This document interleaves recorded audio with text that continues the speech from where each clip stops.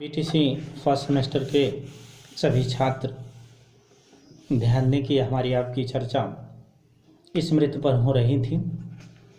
कल मैंने आपसे स्मृति के प्रभावी कारक पर चर्चा मैंने किया था।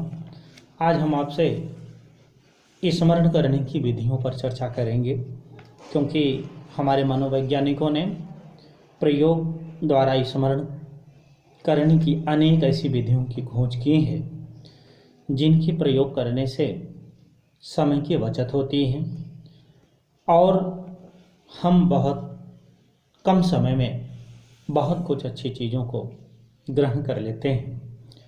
तो सबसे पहले जो विधि है वो पूर्ण विधि है। इस विधि में छात्र पूरे पाठ को प्रारंभ से अंत तक एक ही बार में पढ़ करके याद किया जाता है।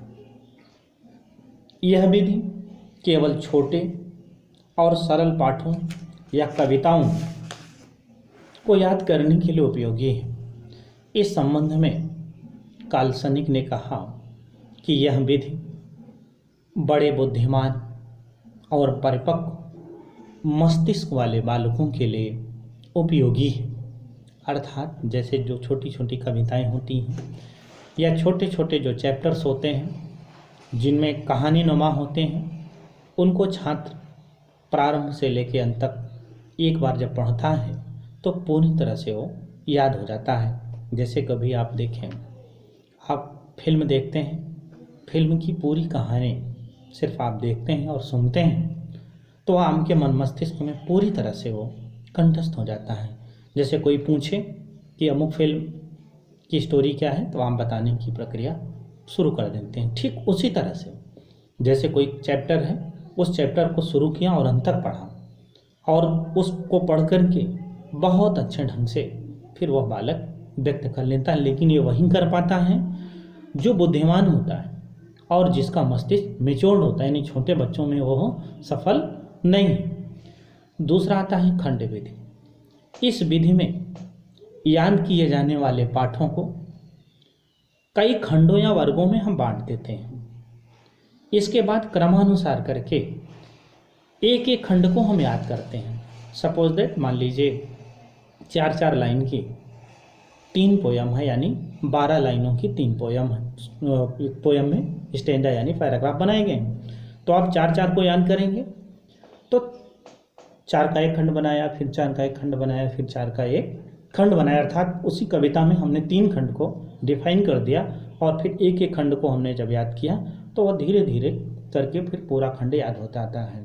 इस संदर्भ में भी काल्सनिक ने कहा कि यह विधि छोटे, कम बुद्धिमान और साधारण बालकों के लिए उपयोगी, यानी जो पढ़ने में कमज़ोर है उनको इस तरह से हम याद करने के तरीक़ों को बता सकते हैं। और उसी तरह से जो हमारा कम बुद्धि का बालक है वो भी बहुत आसानी से इस विधि के माध्यम से वह छोटे छोटे पाठों को करके वह अपने चैप्टर को तैयार कर लेता है। तीसरा आता है मिश्रित विधि। इस विधि में पूर्ण विधि एवं खंड विधि दोनों का साथ साथ प्रयोग करता है। पहले पूरे पाठ को आरंभ से अंत तक पढ़ा जाता है और फिर उसे खंडों में बांट करके किया जाता है। उसके बाद पाठ को पुनः आरंभ से अंत तक पढ़ लिया जाता है, यानी सब सारी तीनों मेथड का प्रयोग करते हुए, उसका उपयोग करते हुए वह अपने पाठ को याद करने में मिश्रित विधि का प्रयोग करता है। प्रगतिशील विधि। इस विधि में पाठ को अनेक खंडों में बांट लिया जाता है। सबसे पहले प्रथम खंड को हम याद करते हैं, उसके बाद प्रथम के बाद दूसरे खंड को याद करते हैं, फिर उसके बाद पहले, दूसरे और तीसरे खंड को एक साथ याद कर लेते हैं। फिर उसके बाद जैसे जैसे हमको याद आता जाएगा, जैसे जैसे स्मरण को करने में हमारी अंदर प्रगति होती रहेगी, वैसे वैसे एक एक नए खंड को हम जोड़ते जाएंगे। लेकिन इसमें ध्यान रहे कि इस विधि में समय अधिक लगता है और आरंभ के कुछ खंडों का स्मरण अधिक होता है और बाद के खंडों का स्मरण कम भी हो जाता है। अगला आता है अविराम विधि। अविराम को निरंतर विधि भी कहते हैं। इस विधि में बिना बीच बीच में रुके पाठ को लगातार दोहराया जाता है। यह विधि तत्कालिक स्मृति के लिए अच्छी होती है। जैसे मान लीजिए अभी हमको सुबह एग्ज़ाम देना है, तो इसमें हम एक बार पूरा फ्लो में पढ़ते चले गए, तो 2-3 बार जब उसको हम रिपीट कर लेते हैं, क्योंकि उसका हो सकता है कि कल ये प्रश्न पत्र में यही प्रश्न आ जाए, एक अंदाज़ा लगा करेंगे उसको हम इस तरह से निरंतर एक बार स्वाध्याय करने की प्रवृत्ति डालते हैं। अगला आता है अंतरायुक्त या समानांतर विधि। यह विधि अविराम विधि की जस्ट उल्टी है। इसमें पाठ को थोड़े थोड़े अंतर या समय के बाद याद किया जाता है। यह अंतर 5 मिनट का और 12 घंटे का भी हो सकता है। हम अपनी सुविधा अनुसार उसमें हम अंतर कर सकते हैं। जैसे कुछ लोग होते थोड़ी देर पढ़ते हैं, फिर उठ करके बाहर टहलते घूमते हैं, फिर आके बैठ जाते हैं। या कुछ लोग पढ़ते रहते हैं, ऊब जाते हैं तो चाय पी लेते हैं, पानी पी लेते हैं, या कुछ लोगों से आपस में बातचीत कर लेते हैं, तो फिर बैठ के पढ़ते हैं। यानी पढ़ने में क्रम नहीं बना रहता, बल्कि बीच बीच में हम पढ़ने की क्रम को ब्रेक करते हैं, यानी अंतर हो जाता है, यानी विराम हो जाता है। इसी को हम अंतरायुक्त विराम विधि कहते हैं। और यह विधि स्थायी स्मृति के लिए बहुत अच्छी होती है।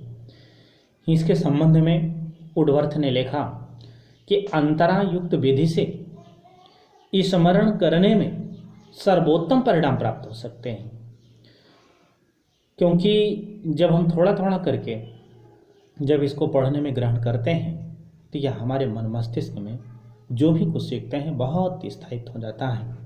अगला आता है सक्रिय विधि।